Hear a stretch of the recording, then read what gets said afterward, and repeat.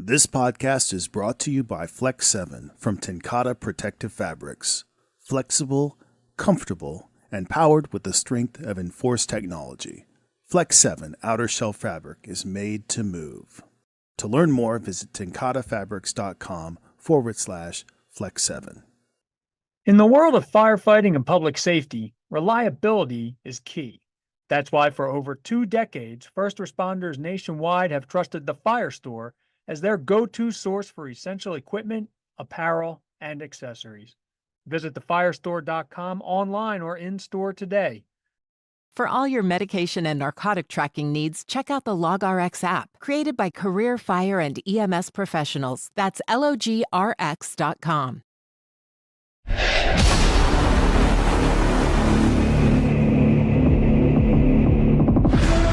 All right, I want to welcome everybody in. We're back again this month. We have a special guest. One, he's a guest, but he's also a very, very good friend of both mine and Captain Rowett. So I'm super excited about having them. But look, we're going to start like we always start. We're going to do some introductions, and then we're going to kick this thing off with what I feel is going to be a very unique perspective that applies to the majority of the American Fire Service this week. So I'm really excited about this.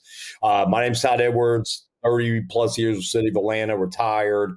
Own, operate, and manage a small little training group of guys, and very fortunate to get to go down and work with my guests side by side, and obviously get to work with Captain Rowett on a regular basis. So that's pretty much it for me right now. I'm currently, if you can't tell, I am in a hotel room in Texas, Parker County, Texas this week, and we're doing our mid-rise program with some guys. So was able to break away from that to get on here and spend a little bit of time with everybody here. So, Captain Rowett, go ahead. Anthony Rowett, captain in Mobile, Alabama, 16 years here, 3 years as a volunteer. Prior to that in northern New Jersey. Like Todd said, get to travel with him and a bunch of guys doing instructing around the country with a small training company, as well as the both of us running the National Firefighters Training Foundation. So other than that, that's, like Todd said, about all I got going on right now, but it tends to be a lot sometimes. Yeah, and you got 5 kids and dog. Well, you don't have as many dogs now. A wife, and you got a lot more going on than just that, bro. Oh, yeah. And now, without further ado, I want and when you introduce yourself, Chief, not everybody may be familiar of where you're located at. So there's the opportunity to be kind of like the town. Hey, come visit us. And plug your incredible, beautiful, fun city. And so go ahead, Chief. Go ahead with your introduction. Okay, good. Appreciate you guys having me on. Alan Griffin, I'm the fire chief here at Carolina Beach Fire, North Carolina. So this is my going on 32nd year in the fire service, and coming up on my 30th year paid. So it's a monumental year here. 2025 will be for 30 years in the service. But anyhow, yeah, just fire chief here at Carolina Beach, just a beautiful little barrier island in North Carolina. My town's about 3 square miles, not a big town. The island's about 8 miles long, roughly, counting Curry Beach and then some of the natural areas on each end of it. So kind of the beautiful thing of the island, we're surrounded by water and have to be pretty self-sufficient for most part. And single station department, obviously, when you cover 3 square miles, that's all you need. The town, we average about in the winter, we're probably 8,000-9,000 population, and then swelled around 35,000 in the summer during the tourist season. So pretty fun place to work. And that's kind of, you kind of help actually lead. I do want to fill in one gap here, though. Let's just start with this. So many people listen to the podcast, and I really hope that this reaches out to some of the smaller organizations, and it doesn't matter if you're paid, combination, volunteer. But what is your challenge like? What's your staffing on a daily basis, Chief? So we're a combination department, total about 40 members. That number fluctuates a little bit. We staff 5 on the shift side, so we're running 3 on the engine, 2 on a truck. And our goal in next year's budget, hopefully with the town, is to go 3 and 3, so that we can have hopefully a solid staffing on both rigs. But we'll probably run about 1,200 calls this year, So we're not extremely busy, but our district's very diverse from where we have mid-rises throughout town. Most of those are in the 8 to 11 story range, and then a ton of condos and apartments and things like that. And then other than that, your typical beach houses on pylons, 3-4 stories on pylons. And so in our, we see that as a challenge being on a little island with minimal staffing, is that we staff a fireboat, we staff a rescue rig, we staff an engine, and we staff a truck, and we and a brush truck, and we do that for 5 people. So obviously the call dictates when they get in, and it is challenging, but it also makes our staff be very diverse at a lot of things, and by default they have to be very aggressive very quick. I love that. That's why I want to get into that staffing, but I also want to come back a little bit on the water aspect, and that because this helps feed in. I've never, I've been by water, but I've never had to work around water. I've never had to deal with boats or any of that kind of stuff in any of my career. I've seen boats on fire, but I've never had to deal with boats. So let me start that question with Captain Rowett being there in one of the biggest port cities along the that part of the coastline, about what the response looks like. Different, obviously, Mobile being just a little bit bigger than Carolina Beach Fire. What the response looks like for that, and then we'll come back. Want to come back around with that for Chief Griffin as well. So go ahead, Ro, give us a little feedback on that. Yeah. So anytime we get a report of something on a ship, we go with the first alarm, and so we'll get 3 engines, a truck, a chief, and an ALS unit. And then if it's confirmed working, we'll get another engine, another chief, probably another truck, and the fireboat was going to come initially too, no matter what. So one thing that does for us is the fireboat is staffed. It's cross-staffed by an engine company that is in the downtown area. So we do know one of our responding units is going to be a little further out because the boat is one of the closest companies as well. So we get a lot of people, but it's a challenge. So one of the biggest things that we found is like just talking with the guys on the fireboat is we had a small fire on a ship one day, and it wasn't something that was just showing. Like you pulled up, they guided us in when we came in, and there wasn't anything showing from the ship yet. It was all below deck, and was for me to tell the fireboat as part of initial size up, because they were going to be coming up the river. So they were going to be coming from the rear of the ship, was to give them the name that's on the back of the ship. And that was something we didn't usually do. It was just something that stood out to me because I saw it and we didn't see anything. And it was something they said did help them. We know exactly which ship to go to now, not just looking for the rigs along the pier and all that kind of stuff. But we do get a lot of people. If it is anything to it, it typically goes to multiple alarms, and we get a ton of people in there. It's just, they're not fun. They're a lot of work, and they tax you resource wise, not just manpower, but equipment. Just to get to the fire, a lot of times you're going down multiple decks, so air becomes an issue. All these kinds of things.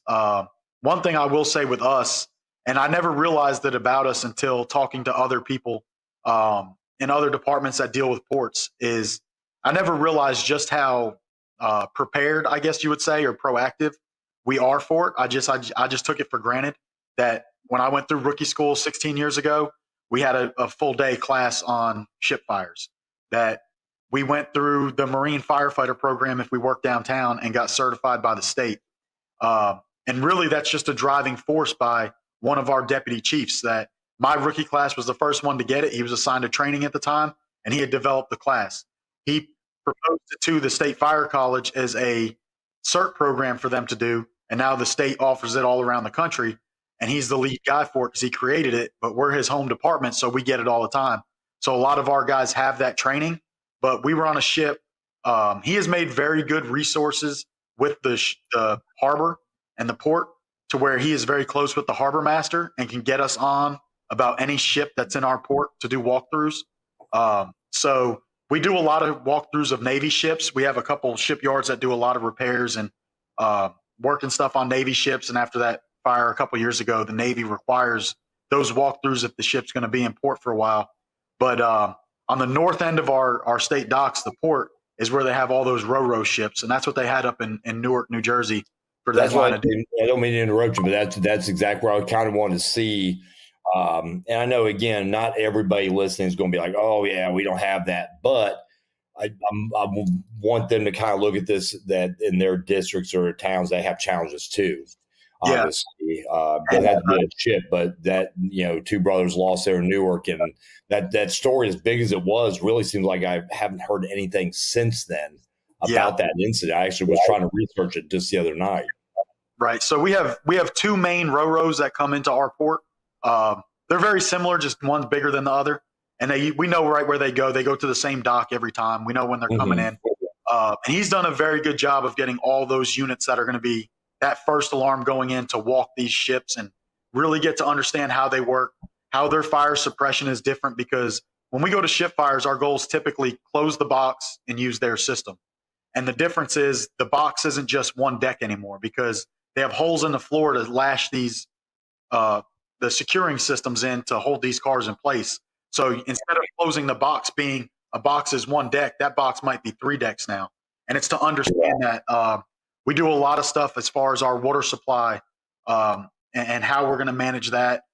He figured out a way that if we dump their system in that box, of who he can call and get tractor trailers coming into the port with more of that, whatever they're using, and where to hook it up to the ship to replenish that system while we're still dealing with this. So we have that resource still, even if we've expended it. So he's put a lot into it. And like I said, really, I always just took it for granted. I thought that was just the way it is, because that's all I know. And we went on one of those ro-ro ships one time. And I mean, we went very in-depth, in detail. It wasn't the whole district this time. It was less companies. And he really held it like a drill. How are you going to get your water supply?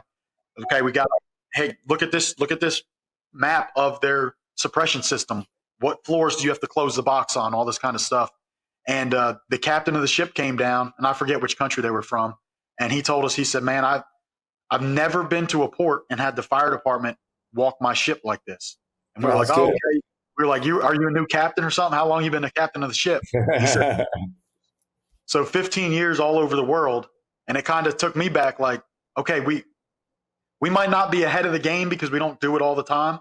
They are still rare fires, but we are ahead of the game of preparing for it, being progressive in how we're going to approach it, making sure our guys know kind of what's going on.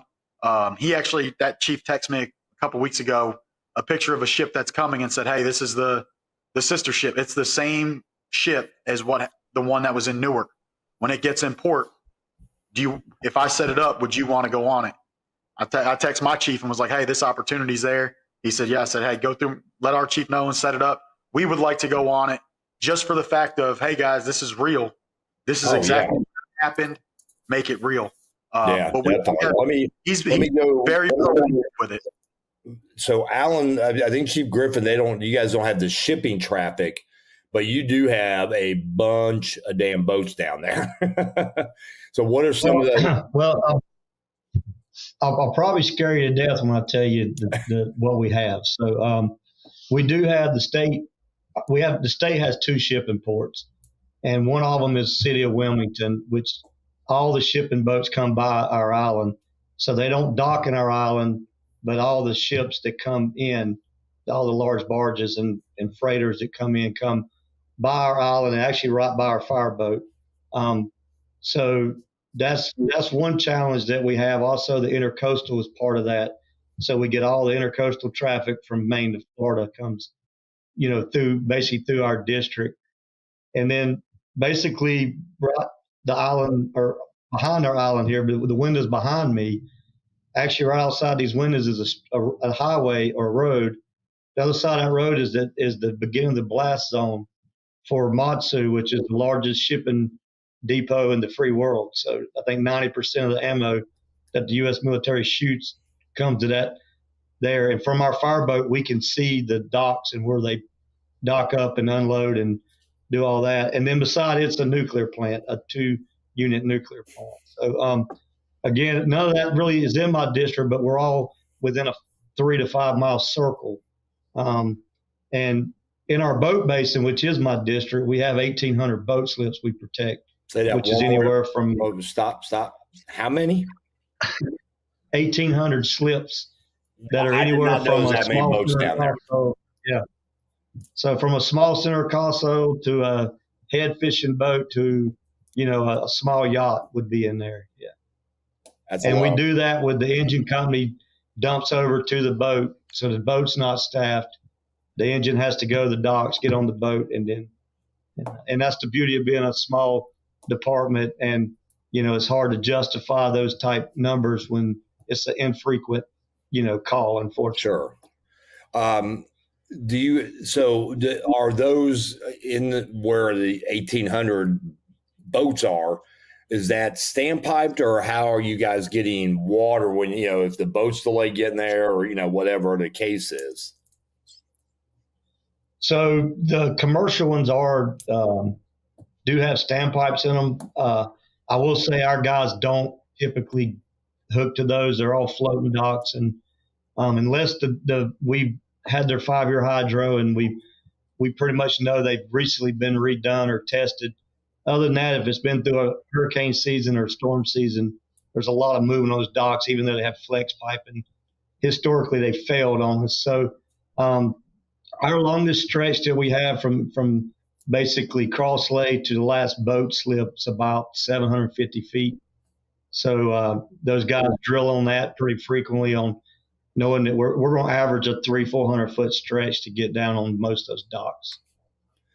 That's a lot. And then you guys have all the other challenges of a beach resort where you have, I want to kind of go back just a little bit, and a little bit in Mobile, but definitely there in Carolina Beach, the seasonal changes as far as, 8,000 people, and then all of a sudden you guys are just inundated with tourism that is obviously there for maybe a weekend or there for 2 weeks, and everything that was vacant is now occupied.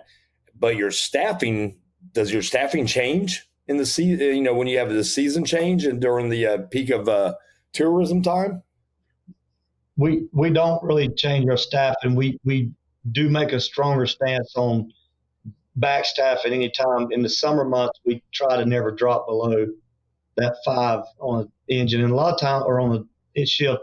Most days we are running 6, so we do have a volunteer program where our volunteers have to cover 12-hour shifts a month, at least one.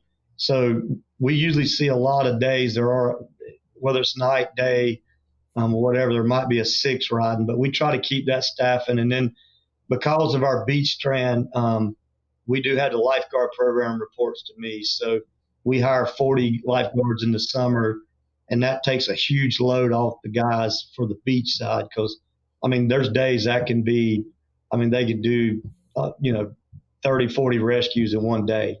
So that's huge for us. From that, basically April to October, we keep lifeguards patrolling the beach. Okay. So on your EMS side of it, not, take the beach out play, do you guys see a pretty steady increase in calls, false alarms, fire calls, medical alarms once you get into that, April on, or whatever you guys consider your tourism season? And, managing that with 6 people, I think, is where I still keep kind of get hung up at, because, Rowett's talking about, we send 48 dudes to one boat fire, and I'm over here going, we send 48 dudes to a bedroom fire, and here you go, we got 6. Yeah. So, and we do have our automatic gauge right next to us. We have an engine in Curry Beach, just a couple miles away, and then County Fire has an engine right over the bridge. So we do get a lot of support, and there are times that we have 2-3 calls going at one time. Mm-hmm. It's nothing in a July day to have, them to run 15, 20 calls. I've seen upwards of high 20s in one day in the summer months, if it's just one of those full moon days where everybody seems to have fun at the bars. So, and we don't change our staffing. In other words, I wish we could be more in the summer. We've managed to work with our town about, we see our fires in the winter, mm-hmm. our bigger fires, because in the summer everything's just so occupied that anything that starts, it gets found pretty quick. When we've got 12 and 20 unit condos and stuff that may have 5 families staying in them in January, those fires are ones that typically get ahead of us, because by the time they're seen, they're already venting. So we see our bigger fires in winter. So that does help us not have to scale back in the winter. We have, numbers prove that our bigger fires typically happen. We've had them in the summer, obviously, but the summer tends to be way more medicals and way more boat related calls. And then, and the fires seem to be, smaller in the summer. It's just, I think, because people find them so quick. Right. There's not an empty bedroom in the whole town. So. Yeah, no, I will contest to that, being there a few times. So how many people did you throw with that ship fire again, Cap? On the initial response is probably going to be about, with the extra people that'll go on the boat to help them as a support company, roughly 30. 6. So yeah, and the reason I keep coming back to that level, or that kind of circling back around that, is the fact that so much of the American Fire Service is volunteer organizations, or 1, 2, 3, 4 station fire departments that. And I'll just say, what do the citizens of your full-time citizens of Carolina Beach expect from the Carolina Beach Fire Department? Yeah, no, I mean, their expectations would be, and the problem is, and I say a problem, not like it's a problem, but a lot of our full-time residents have moved here from bigger cities, retired, came here. They're used to that level of service. And, but, we have historically performed, and with our automatic aids, we get 3, if it's a fire, we get 3 engines pretty fast, almost on top of each other, 3 engines in a truck. So it's not as bad as it sounds, but Curry Beach staff's 3 and the county staff's 3 on their engine. So, now you're talking, you get 9 on the engine staffing and 3 on the 2 to 3 on the truck. So right. It's still a minimal staffing from an average fire department response. So both of you being on the water, the coast area for the most part, biggest challenge for you guys near the water, no more boat, not about boat, just along the water, what some of the challenges that you guys have faced, Captain Rowett? Yeah, if you take out the port, that's obviously our biggest one. Because we're not on the beach, we're more on the bay. It's not a place, people aren't swimming there, stuff like that. We do have the issues with, people in the water from a boat that's sinking and stuff like that. We deal with that. But our biggest issue is always going to be the hurricanes.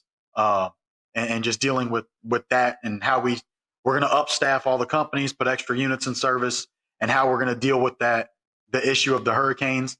As far as for us, I mean, the water issues during like the summer, because it's not swimming all the time. We don't have lifeguards and all that, but we do get people in the water.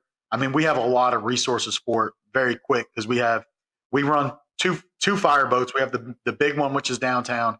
There's one on the south side of the city that's a smaller boat as well. We'll get both of those rolling real quick. We got Mobile staffs, essentially the bulk of Alabama Task Force 1's USAR team. So our technical rescue assets that are on duty at all time, one of them is a mile from our firehouse, and they're the ones that specialize in water.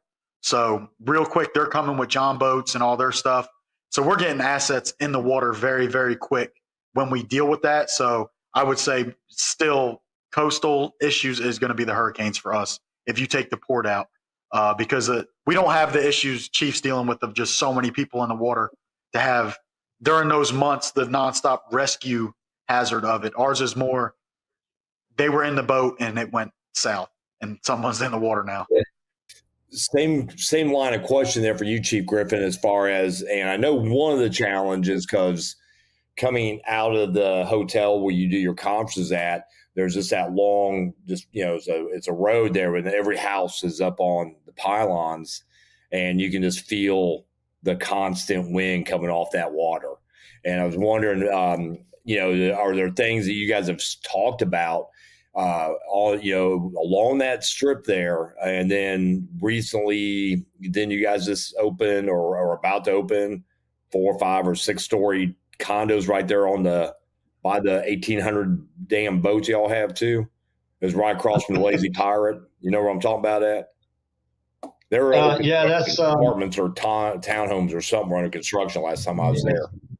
250 apartments and 35,000 square foot of commercials going in one pocket. It used to be what was called Jubilee Park. It was a big amusement park, water slides, rides, and then a lot of that moved to the boardwalk.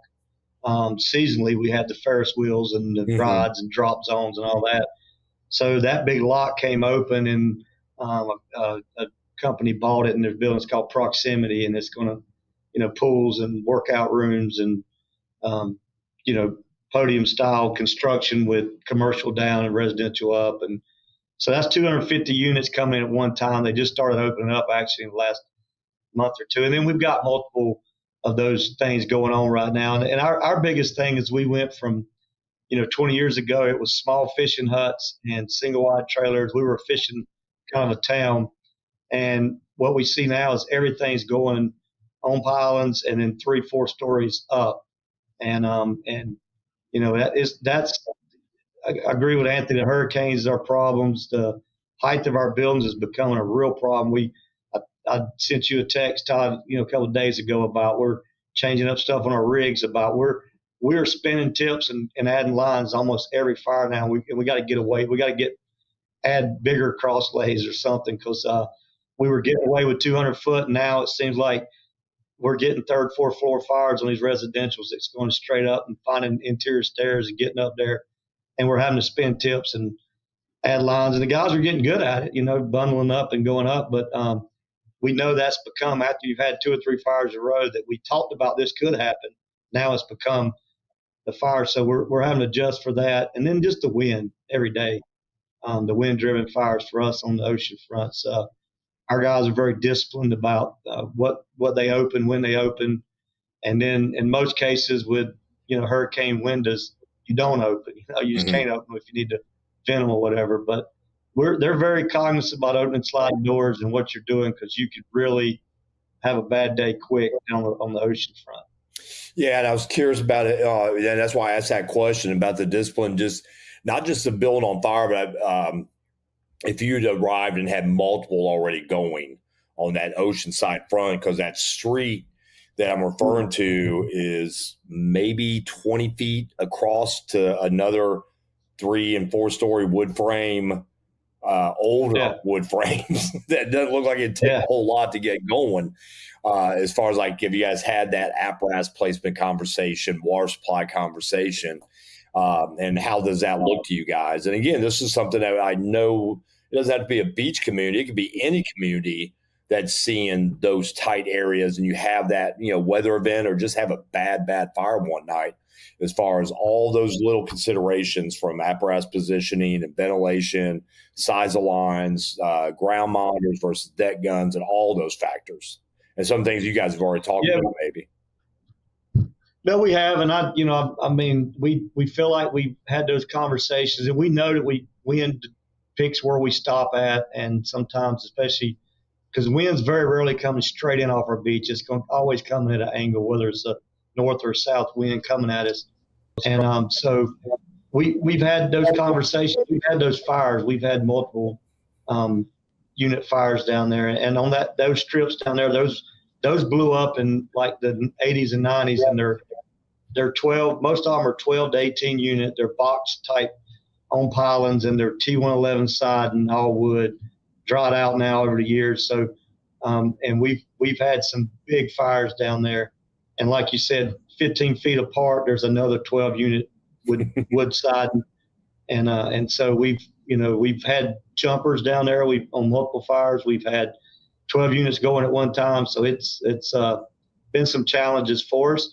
It was when we had the arson fire in 2014 where a guy set 2 cars on fire underneath the condo. We had multiple jumpers, and both stairwells were full of fire when we got there. And, we went 2.5, obviously quick, but we found from that fire when we added all of our ground monitors pre-connected on the rigs, 500 GPMs. And so we run those, if we spin the tips, we drop down 2 tip sizes right now just to start off big and let the guys add back if they need reach. But We think we have a good plan. You don't know till the fire decides it's not as good a plan as you thought. But you're going to pull up with 3-4 guys on the engine, and they got to go to work, and they know that, and they got to go fast. So, and what we've done was, everybody, the big conversation, even on cross lays, we run 15, 16 tips, and we wanted to go as big as we could go that 2 guys could handle it. And that's why we got ground, our small monitors. And I tell our guys, if you think it's big, go one size bigger, hit it hard. If you think it's a little bit much for that 1 3/4, grab a 2.5. If you think it's a little bit 2.5, get the ground monitor, or take a deck gun and slow it down. So we're very cognizant that we gotta get ahead of it first, and then try to put it out later. Yeah. I guess that's what I was kind of thinking about, as far as, because every time I've been on that street, I've said, okay, this is where I would position, and this is where I would make my stand at.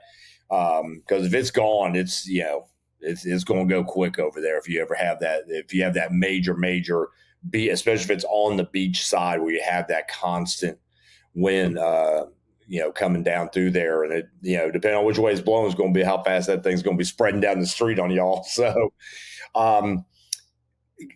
you guys just recently, Chief Griffin, and this will kind of segue for a little bit for Mobile and Captain Rowett.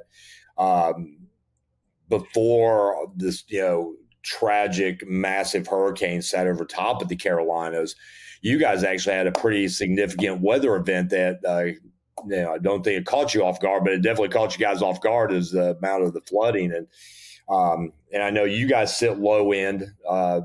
Have you guys had some flooding down there in the Mobile area more than once since you've been on, Captain Rowett? Oh, yeah. We downtown floods if it rains hard in the summer every day. Really? But that dissipates pretty good. When the storms come in and that storm surge comes up, there's blocks and blocks of water in that downtown area. And we just kind of know where it usually stops, and we just have to go deal with it. And like I said, we have those resources stacked. So if it's just something that happens during the day and it wasn't expected to be that bad, we have a mile away we can call, and that's the water rescue guys. So they're coming to help us. They're coming with small john boats and everything. When a storm's in, not only are they there, we've put extra companies in service. Everybody's riding fully staffed. There's no one acting up, and all those water resources are extra, because now you don't just have that company there. You have a 2.5 truck sitting there staffed. You have all these guys sitting there just to do the water stuff. So if we know that there should be a water issue coming, we have tons of resources put in place. If it's one that just gets worse than we thought, for us, it's beneficial, because we have that resource sitting right up the street anyway. They just don't have extra staffing that day, but they're going to get out of their engine, get in their little squad truck with the trailer, and bring some boats down there and deal with whatever water's going on, if it's deep enough to need to get to that resource. Other than it getting to that depth, it's not really too bad of an issue for us. We deal with it so often, we're kind of used to it. But once it gets to that level, it's still, we can call, and within a couple minutes of us is a john boat coming in to go get somebody. So that's kind of the biggest issues we deal with, other than just the effects it has on some buildings, like a building that put their fire pump for their 12-story building in a non-waterproof vault in the sidewalk a half a block. So it's definitely not going to start now, because it's quite rusted. We run into stuff like that too, the stuff that it does to the buildings, but that's not as common. Most of those are not sitting in the sidewalk. It's just one building. So you guys already kind of know, okay, flood here, so we know where the issue is going to be. For Carolina Beach, were you guys even expecting that? Because you guys had like massive, it was like national news flooding down there for a couple of days. Yeah, we're kind of like Anthony said, we're used to, we get tidal flooding. So every time there's a lunar tide, we know what streets are going to flood. We have the whole north end can have 2 foot of water in the street like 4 times a year. That's without even an event going on. So we're used to flooding, and in every storm, when you're at sea level, obviously, you're going to flood. And, for this event here, this was this was a no-name storm. It wasn't even named, wasn't even a tropical depression. And it was not named. We got a briefing that Sunday night that it was going to have a lot of rain with it. We knew it had a lot of rain, but they had sent us a briefing like 3 to 5 inches of rain, 20 mile an hour, 15 mile winds. So it wasn't a huge event that was, on the books, but our town had done their part with draining down we have a lake in town that's really, it's a retention pond for the whole town almost, but it's a huge lake in the center of town. And they had pumped it down. We were pretty much ready for 5-6 inches of rain and move on. Unfortunately, we ended up getting 21, 23 inches, something like that, in 12 hours or less. And what we saw was it came so fast. A lot of that came in just a couple hours, 10, 12 inches in a couple hours. And so it did overwhelm us. Actually, the National Weather Service has called it a 1,000-year event. And if you went 10 miles north or 10 miles south of us, they saw 8 to 10 inches. And it literally, like a skinny band of rain, just stayed over us and just kept going. And it when it started, it just didn't let up. And I mean, some torrential rain. So we ended up, we flooded out most of the town, pretty much from 4th to 5th Street all the way to the ocean. So 5 blocks all the way to the ocean, and almost the whole strip of the island. I mean, all the way into Curry Beach, all the way to the ferry landing. So, it was places. How many rescues? Because you told me, but I want you to share how many rescues you guys had that day. How many people you guys had to evacuate and help? Yeah, I think we ended up at like 57 rescues for just us. I think the PD was in the 40-some with their 5-ton that they have. And then I know that I think we had county and city fire down. They both have task force members. We have a task force, state task force right in Wilmington. And we're fortunate because, Wilmington being a port city for us, they got a lot of resources. Our regional response team for hazmat's there. So a state RT team, a state task force team. So all that's within 15 miles of us. So we got 2 high clearance flood vehicles that came down with Zodiacs. And so we were able to start moving fast. And then, of course, we have high clearance, our brush trucks raised up to deal with water. And so we were able to, a lot of our stuff was just getting people that normally didn't have flooding. They wasn't used to it. And all of a sudden they got 4, 5, 6 foot of water underneath their house. So they, it got hairy pretty quick. We did rescue a few people off roofs of cars, and had one building in our district that's kind of a 1-story lower build, commercial building. The people actually climbed up on the roof. So they actually got them down. So it was probably, I would say, close to 100 rescued in a short period of time in that day. So. Yeah, again, that's such a credit, one, to obviously to your department, but the fact that you guys have those great relationships with the, surrounding, city of Wilmington and Curry Beach and the county and everybody, that you guys can pull those resources so rapidly together for that, that oh shit event that you guys had, obviously, because, like you said, nobody was expecting, over 20 inches of rain in that one very small area at that time. So I thought, because obviously I was watching, I called, texted and checked on you guys, but when I started seeing the pictures, I was amazed of how much flooding you guys had. And that's especially something that nobody even knew was going to happen. I think was even more amazing to say, oh yeah, no, and it's for me, it's like a super proud dad moment, so our staff just responded seamlessly. And I was actually, my grandbaby was born the day before. So I was back home. I was 2 hours away, and I'd sent that briefing out, say, hey guys, this, 3 to 5 inches shouldn't be no big deal. And when it sparked off, I'm seeing calls pop up on my phone, and I'm like, why are we getting flooded vehicle here? So I call, and my deputy chief was at that point, he's like, man, we're getting inundated. And he stepped up and just did an amazing job with, like, soon as it started overwhelming us, we did an all call back for personnel. We called in city, county personnel. Curry Beach was inundated with their own floods. Right. Right. And my deputy chief buddy, he came right back to station, set up a command post in the station, and town manager came over, police chief came over, and we just kind of kicked it in gear and opened the EOC in our building. And it really worked.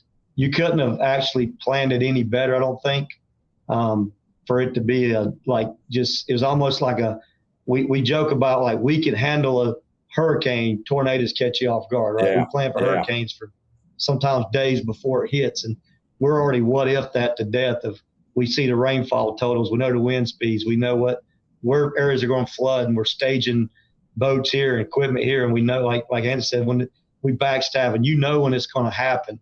And this was almost like a tornado event, like you didn't know it was going to happen until it happened. And to see the whole staff spring into action is just a testament for their training and their commitment. And luckily, being a coastal town, if we'd have been anywhere else that they don't see flooding every 10 years, it would have probably caught them off guard. But our guys, they do deal with flooding regularly, but this was still overwhelming for them, just the amount of, Yeah, I imagine it would. It could easily. I've been a part of some of those major storms in the city, and when the tornado came through the city of Atlanta, we were done. I mean, every unit was out, and calls just start backing up, and those calls ranged everything from the standard regular calls we always go to on the medical side to power lines down, trees down, houses collapse, building collapses, gas leaks all over the city. And at that time, as a single engine boss, we weren't even near our district for half the night. We were just bouncing all over the city as calls came in. We didn't have ABL. Guys were just jumping calls, and we're just trying to handle as much as we could. And to be honest, we were overwhelmed by a one-time event, and I could definitely see. And again, 35 plus engines and ladder trucks and all this stuff. And we're still like, oh my God, we don't know what we're doing. And it literally felt like that. We were doing stuff that, me and two guys, we got to search this house and we don't have none of the equipment. We're just like, man, we'll figure it out. Not the smartest move, but you do what you do sometimes too. Yeah. And it comes back to motor skills, so when we have hurricanes, which we have multiple storms a year being in the Hurricane Alley here. Mm-hmm. So what happened there was it was almost how we fell right into how we do in hurricanes. And my admin and my rescue captain, that he's over our ocean rescue and the EMS program, him and her jumped right in there, and Buddy started managing the radio traffic. And those two started writing down calls, and my rescue captain's like, this is a priority, this is not a priority. So when I rolled in around lunch, so I was 2 hours behind on the kickoff of it. When I rolled in, they already had a log of who was pending, where we're going, like here's where we're at. PD was taking some, we were taking some, and we were able to clear that log out by mid-afternoon and still had more coming in. But, it's just because we have set up like that for multiple storms and prepared for it, nobody had to tell anybody nothing. Everybody just jumped into a role that they've seen done in the past. And it really, like I said, when I walked in, the town manager met me at the door, and I walked over, and, they gave me a quick briefing, and I told Bud, I'm like, you keep rocking. I'm going to just get a feel for the lay of the land here. And I worked my way around the room, saw what was going on, and just let the deputy chief just keep the operations running, and everything was going good. So, it was, for me, I walked in and I said, this is a testament that I don't have to be here. You like to think they can't function without you, but it's always very humbling to look up, and when they can, it makes you proud. There's no other feeling you can have to see your staff just handle things, Yeah, no. Especially in a small department. We don't have layers, and that, the bigger departments, that don't make sense, but to a small town, they expect the fire chief to be, at everything that happens. And when you're not there, it's nice to show the town that, hey, you don't have to have, we've got staff that can handle it. Yeah, no, that's awesome. That's why, I know I'd already spoken to you, and I heard some of this, obviously, over the last couple of weeks. Unfortunately, the outside of your incident, then we got into the actual hurricane incident up there, especially. I think the epicenter there everybody was really familiar with was obviously the Asheville area, because that's what, most of America. Oh, Asheville. Oh, I know where that is. I heard that. That's where the Biltmore is and all those things. But I know shortly after, you guys got through your flooding incident, then you guys actually deployed up into that region. And being that you're in the Carolinas and, your ties and your family and everybody we know in the North and South Carolina region, it's kind of seems like it's fallen off the news cycle unless you're in that area. One, I would like to hear just kind of where all that is. I mean, maybe because I guarantee we don't know anything. I mean, outside of when I was just there on a training thing in Blue Ridge, that was the first I'd heard much about it in weeks. And I know that it's nowhere near being resolved yet. Yeah, no, the Western North Carolina was just totally devastated. It was, and I was up there twice. And like you said, we were very fortunate that being coastal, we're flat. It flooded and then it drained out, went away, and it was cleaned up. And then when Helene hit, it's ironic that Asheville had sent swift water teams us several times when we've had hurricanes. A lot of times we'll request swift water teams to come and embed with the coastal communities. And so when all this happened, I was talking with the state fire marshal's office. We were rostering up to deploy who could deploy. And obviously there wasn't enough resources to go around. So, I talked to my town manager and I said, look, they're hurting. And this is a couple of days after the storm, maybe like Friday, Saturday. The storm happened Thursday night. It's probably Saturday. And my manager was very gracious and said, you guys go. They come to us and we're good here. You get a crew up there. So we rostered up and we ended up deploying up right above Asheville. And actually that Saturday night, my wife works with what's called a state medical assist team and the state healthcare preparedness coalition. So they have mobile morgues and mobile dialysis centers and all this stuff. So I actually jumped in because I'm rostered to drive some of their stuff up for major disasters. So I ran a mobile morgue up to the not Morganton area. It was the Marion area right below Asheville, and dropped it off and came back. And we got back, we rostered up, took an engine up to right above Asheville in the Brevard area. So, the news hasn't, locally, we see a lot about it because it is local news to us, even though it's across state, but it's still our state. And there's a lot of media has touched on it. And I don't know that they've captured how bad it really was up there. The pictures don't do it justice. Obviously, wasn't in the worst hit areas, which was your Chimney Rock, Lake Lure, Old Fort, that area there. That's just where all the rivers come into one area and just kind of the valley. And that's where you saw the really devastation of the flooding and the rapid water growth. But, those areas just saw, the wind was amazing for them, just trees everywhere. And then just everything that was near water got washed out, So it's, I don't know, the media has moved on. I think the election probably knocked a little bit of that down just because all the coverage it gets of just being a national election going on. And they got a long ways to go there. There's fire departments that lost members. There's fire departments that lost everything, buildings, equipment, have nothing. So it's pretty devastating. Yeah, and the reason I asked that is I think that because it ran the news cycle, and then the elections kicked off everything. Nothing else in the world was going on, obviously, once we got to that Tuesday. But it seems like it still hasn't gotten – it's like it just never happened now. It's hard – it's not talked about outside of the, North and South Carolina region, I don't think is the way – possibly it should be, and to get the advertisement or the continued resources to help. I think that as a service, and I think anybody in the American Fire Service knows this, when disaster first strikes, everybody's on it. And we got monies, and we got Red Cross, and we got feds, and we got state. And then after the initial hit, that starts dampering down. And I was talking to Dave Hibben with Key Hose recently, and he had mentioned that they have hose on the ground out there that is being utilized to get water up into some of those devastated communities because there's no roads.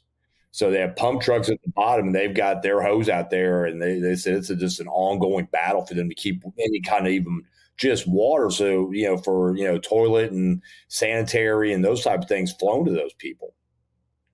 No, and it's, there's whole rivers that rerouted, right? I mean, they're literally shifted courses, and there's people that own houses in those valleys that there's not even land there no more. It's water, it's riverbeds. So just rebuilding, and how do you even rebuild, roads back into those? And definitely, and the area that luckily we got in Brevard that we went to, we were doing a lot of cutting and moving and checking on people, but the flooding devastation wasn't there. But I mean, the roads and just trees down and small driveways, bridges to houses that got washed out is, and those are things I don't think that, one, insurance probably don't cover. And some people might not have had flood insurance because you don't think about it. And I know when I was there, the resources were unbelievable. Like it's like any hurricane. There's tractor trailer loads of stuff that show up, and then sometimes it never gets out anywhere, or it does get out, but there's only so much goods you can take, but you still don't have a house, and you still don't have even a driveway to get to your house. So that's the rebuilding part that I don't know how long or if people can even rebuild in some of those areas. Yeah. And again, I hate to, we don't touch on some of those things very often, obviously, when we're doing these podcasts, because there's always so much to do. But being that I was just in Blue Ridge for just a day or so, and then obviously knowing you and everybody I know in that region of the state, in Spartanburg, I know they had Chief of Spartanburg, Chief of Training Spartanburg. They didn't have the devastation, obviously, that Chimney Rock and some of those guys had, but they were out of power just in their area for 5 days, and they weren't even close to the devastation that these other parts, went through. And they actually, honestly, this trees down, and they couldn't get gas, and people were fighting because if you did find gas, they only could take cash, and nobody has cash anymore. So it was I think it's a great learning lesson. That I hope Asheville say, eventually down the road, that the members of Asheville Fire, obviously that's why I'm asking you, that we share some of these things amongst ourselves, because I agree, nobody in Asheville or in those areas ever thought that a hurricane that started out in the middle of the Caribbean would end up devastating them more so than the coastline. Yeah, it was almost like I would say a third of North Carolina, because when I went up there both times, there no power, no cell signal. Like you said, if you found something open, it was cash only. So we went up there and spent a week, and it was almost eye-opening to how we as a country don't know how to function without the electronic side, without digital side. We literally, you just didn't even pick your cell phone up. The only time I could even get signal was because of Starlink that they had acquired at the station several days into it, and you could go hover around that one Starlink and maybe get out. But like you said, to just go there, and if you saw a gas station that did have a generator, they took cash only, and there would be a mile long of cars trying to pull in there. So just it was very, very eye-opening for me to see, and even from my standpoint to say how unprepared most areas are. And that's not just a reflection on northern part of North Carolina or the western part of North Carolina. I think that's a national problem, Yeah. I thought it was just interesting. And I thought there was a lot of lessons there. And I hope that, like I said, that we start sharing some of those lessons with our brothers and sisters throughout the country. And, we learn from those things. I thought and I did learn a lot when I was just there. Their department, they were out of power in that area for days. They couldn't dispatch. They were like, hand waving, hey, there's a fire this way or there's this. And it was really interesting to see how they adjusted for the first day, and then they got the Starlink. And I'd heard what it was. I didn't really understand it, but their chief, preparing for the next time, has already purchased the system, so they never have to worry about that happening. Well, I mean, obviously it could happen again, but if they ever have that kind of failure again, they're prepared for it with that system, to be able to at least have communication. And he said, once we established communication, it was amazing what we could get done. But he said those first few days, it was, impossible to move the needle forward because of this. It could not communicate the needs or really get out what other people were needing at the same time. So I thought it was very interesting, and I hope that we all take advantage of that, learn some hard lessons on the lives that were lost during the time, and the families just. You don't think about it, and it was very eye opening for me to be in an area that the only calls we were getting was if we drove up on it or if somebody came and knocked on the fire station door. Wow. Because there was no, like I said, no phones, no cell signal, no power, no 911, no nothing. So if somebody needed something, they had to come to the fire station and tell us this. Or we, as we were cutting our way in to places, we was checking on houses, and we would find out they had needed a medical attention or had medical problems or whatever happened. So it was very, very humbling to experience that and see that we take our daily stuff for granted. Yeah. Oh, yeah, we do. Captain Rowett, same thing. And again, Mobile, I get the resources. Atlanta has thousands of resources, obviously, but what about on that end of it? I think Chief Griffin kind of opened up a little door here about what we are so used to and what we don't know what the hell to do when we don't have it. Have you guys ventured in or maybe taken some lessons that we just got from this recent tragedy? Yeah, I'm not really involved with the team that did deploy up there anymore. I know a bunch of them. I mean, we work together, but I'm not really intricately involved in the team anymore. But I know one of our assistant chiefs was one of the ones that deployed up there. I know that I've heard a lot of guys talk about what they encountered when they were up there, because they were in, and I could pronounce it wrong. I think it was called Garin Creek. I know it was somewhere near Chimney Rock area. And they just talked about the devastation and what they dealt with. And I just know, not even being intricately involved in the team anymore, the conversations I've heard them having or just telling you about was obviously things that stood out to them of, okay, how do we deal with this, or how do we deal with this? And just what they encountered while they were there.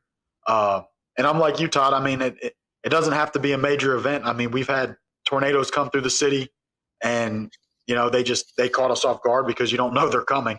And we've also had hurricanes. We know they're coming. We're staffed up. We're as ready as you can be. And when it hits, it just unloads on you, and all your resources are gone as much as you have.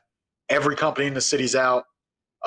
When Sally came through, I mean, we went from one house fire to, trees down on a house that had collapsed through the house, and they're working to free a woman up. And, then we hear another house fire come out, and we're looking at the chief like, hey, that's right down the road. What do you want us to do? And he's having to sit there and go, do I have enough people? Can I short the staffing of this call to free up closer companies to this house fire?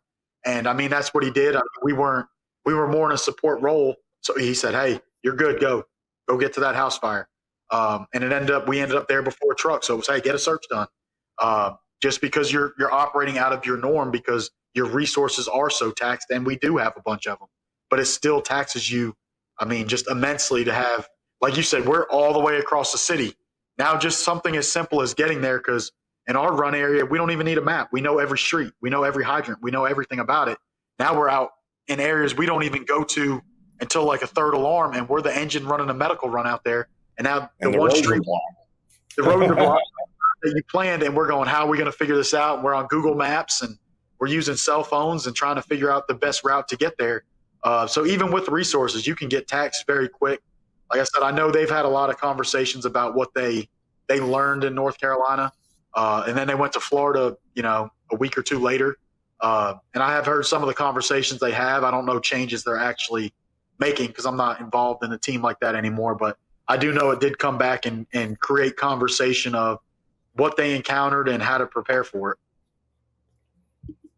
Captain Rowett does not know about this. Definitely the guest does not know about this. So I'm doing something different. This is how we're going to close the show from here on out. Surprise. All right. I've been thinking about this. I didn't know how to do it. So I finally came up with this.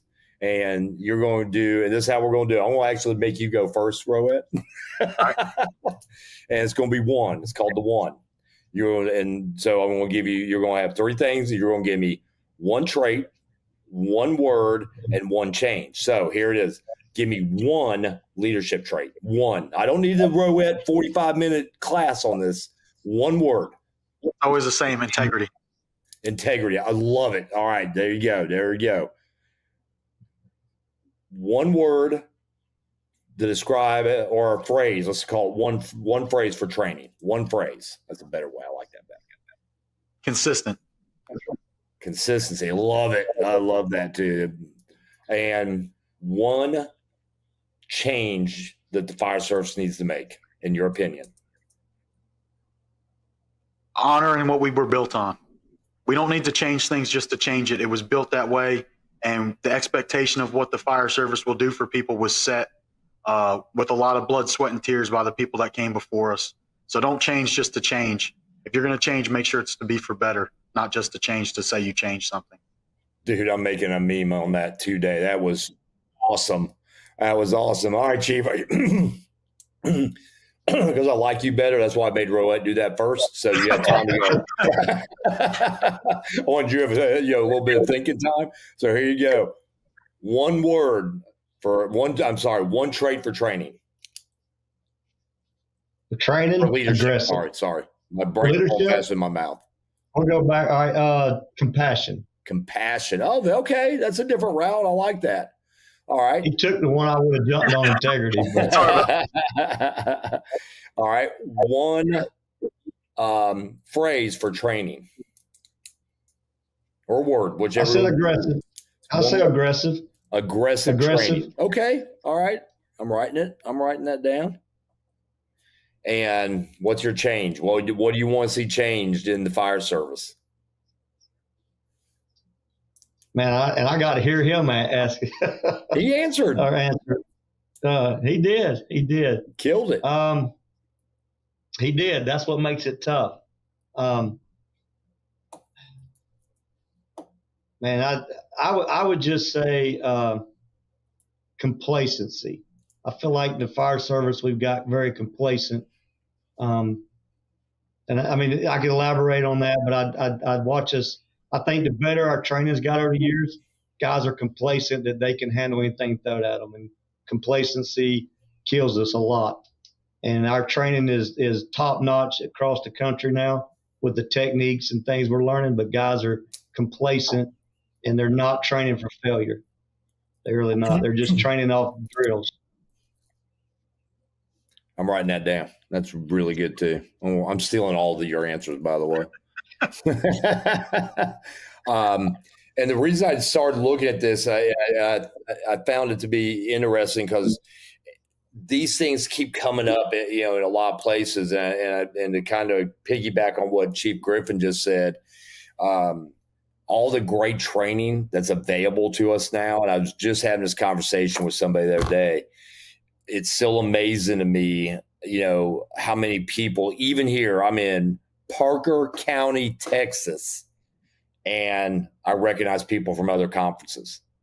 And this isn't a conference; it's a locally sponsored thing that they, allowed for outside agencies in the region to come to. And I was like, "Holy crap! I've seen that guy in Pensacola. I've seen that guy at FDIC." And man, I wish, and maybe somebody's going to have the magic answer or the magic pill or the magic phrase or whatever it is to take that group of guys or firefighters, men, women, whoever, and blow them off the couch with a hand grenade to get them to come to something like a Pensacola Beach or an FDIC or a firehouse or one of the local Fools chapters running a great event, which is amazing in it by itself because those chapters are doing it in their own, with their guys. And They're doing some incredible things with these schools chapters.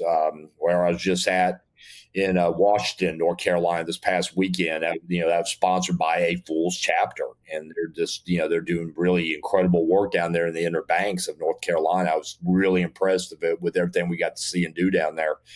But yeah, I think that I'm hoping as time keeps going, we'll kill what Chief Griffin said, and I love your answer as well, Captain. The honor what we were built on, and I say it a lot in my officer development. Man, too many officers in this country forget where they came from. They forget what it's like to be on that. Turn around and go, yay, we got 7 guys at this fire. If you've not lived that life, and that's your life. And I know Captain Rowett came up in that, and that's that was my life for years, and on my part-time, that was our life. And when you work that and you turn around and go, man, it's going to be an easy fire. There's 8 of us here, and they're fun until the fire's there. And you go, oh, this is not a fun fire anymore, because now we have to pick all this hose up and clean and wash it all. And so, yeah, it's in a very interesting way. And that's why I loved having Chief Griffin on here, looking at everything from that. Those challenges don't change for your staffing levels, and the people visiting your resort town, every year, they're expecting you guys to show up and rock star everything from, somebody getting eaten by a damn shark to a condo on fire, So I think it's fascinating. I think we need to do a better job in the fire service of sharing the stories of other fire services, other jobs within our service.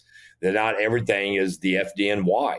There's a lot more Carolina beaches in this country than there are FDNYs. And those are some very unique stories that you guys get to share. And you guys do stuff. And I'll brag just a little bit about Carolina Beach Fire. And I'll brag about my response versus the fire chief's response. About a year ago, at one of Chief Griffin's conference, I am going to have him mention this here in a second. Happened to see a header of smoke, and it was a good, strong fire when the first engine got there, and I got there before the fire chief. I beat him to his fire in his city, and those guys work. I mean, they stretched that line. It was up on pylons, and they put one hell of a stop on this fire. It was impressive to see. It looked like there was 40 guys there, and I think there was maybe 7. Except for all the conference guys that all came over to Buffy All's fire.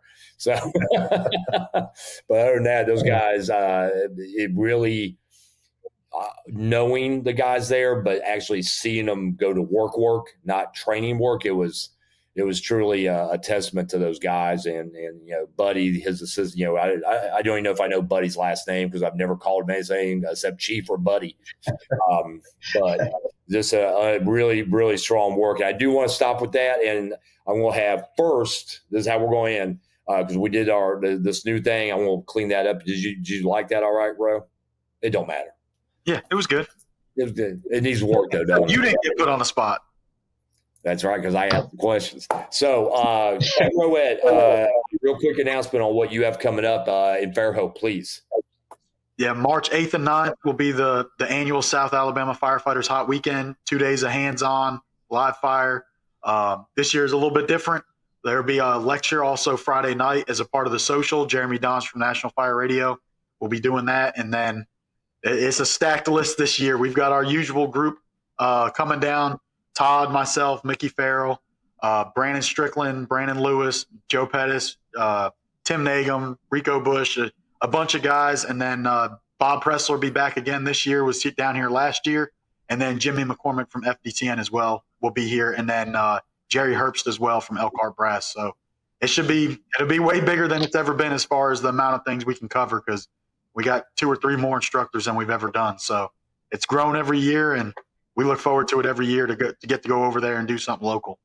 Yeah, I'm looking forward to, because I got to actually spend a little bit of time last year with Bob Pressler, and realize that I don't know anything. I have a lot more to learn about this job, and I've had the privilege to be around Jim, and I'm always blown away by his dedication to the safety and the survival of our job and our firefighters, and how he teaches. And Don't think you're going to come down there. If you're a 1 year guy, don't think he's going to take it easy on you.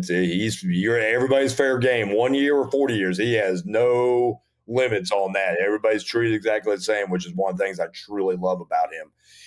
And now, Chief Griffin, you've got 2 events coming up. Not right around. Well, one's pretty close, and then you have another one. If you could kind of touch on those for us.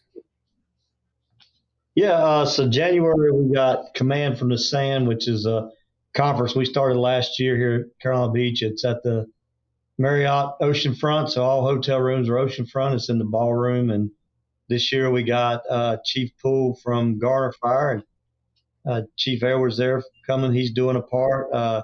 Chief Riley's coming down, Mo Davis and myself, and we're going to be doing 2 days of lecture in the ballroom, and then we break the ballroom up into 3 sections, and then it's more of a personal time with each instructor doing like a tactical breakout part.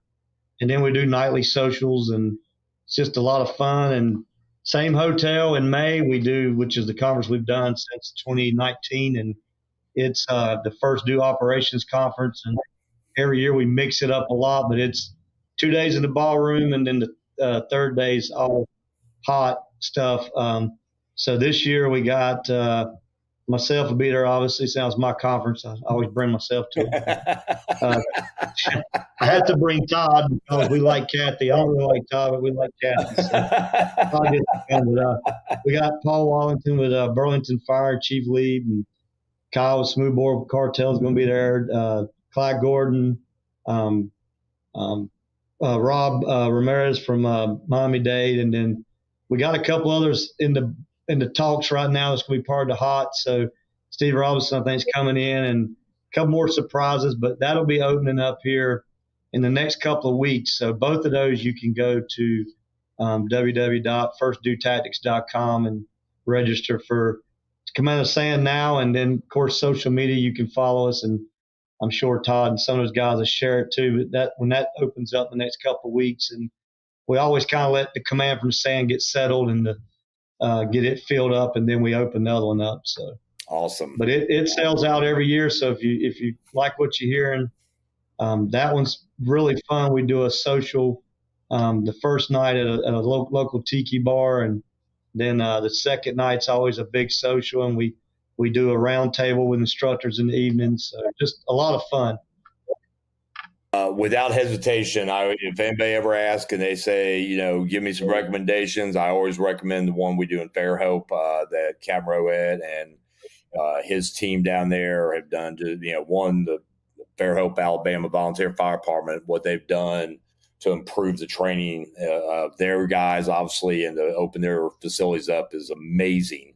And then everything that Chief Griffin has put together down there on his beach and on his island, it's again, just amazing events, a lot of good brotherhood and fellowship, and the training is always top notch. And we've done some really cool things at both those, some very unique things that you wouldn't get to do, like stretch, a couple 100 feet of hose out onto the beach and hit, cones and charge all that, and stretching hose on boardwalks, and making doors blow apart in Fairhope, Alabama. And there's a lot of cool stuff we've got to do with those guys. So we always keep it new, keep it fresh. So I'm super excited about being a small part of both those again this upcoming year. So, folks, that's going to be it for this year. I mean, for this year. Is this it for this year?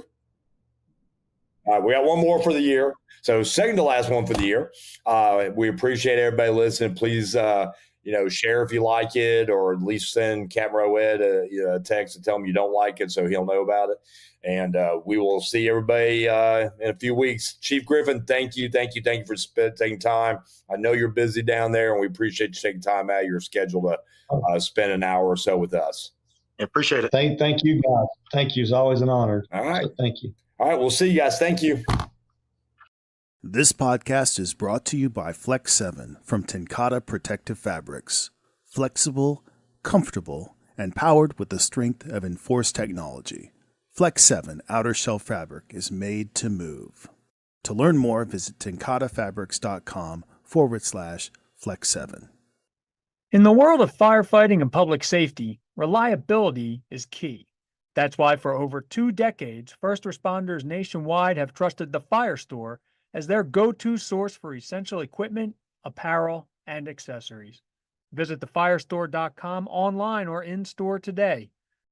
For all your medication and narcotic tracking needs, check out the LogRX app, created by career fire and EMS professionals. That's LogRX.com.